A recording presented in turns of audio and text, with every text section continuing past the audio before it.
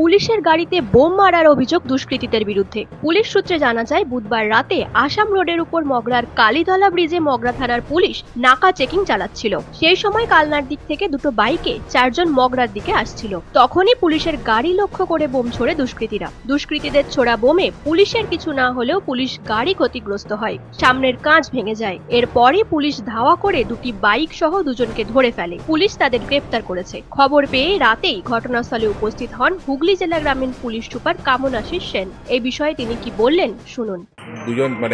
দুটা বাইকে দুষ্কৃতীরা যাচ্ছিল আর কি, নাকা চেকিং সময় আরটি গাড়িতে বম মেরেছিল আর কি। তো আমাদের পুলিশের খুব ভালো একটা ওরা ব্রেভারির একটা দেখিয়েছে, খুব সাহস দেখিয়ে বেসিক্যালি দুটা বাইকে যারা যাচ্ছে দুটা বাইকই ওখানে পাওয়া গেছে। আর একজনকে ধরা গেছিলো ওই সময়টায়, তারপর আরেকজনকে ধরা গেছে। যাকে ধরা গেছে ওর সাথে একটা আর্মসও আমরা উদ্ধার করা হয়েছে। তো বাকি দুজনের আমাদের সার্চ চলছে আর কি, বাকি ইনভেস্টিগেশন যেটা আছে না, থ্যাঙ্কফুলি আমাদের পুলিশের কারো কিছু হয়নি, তো এখনও চলছে সার্চ। নিউজ আজ বাংলা, হুগলি।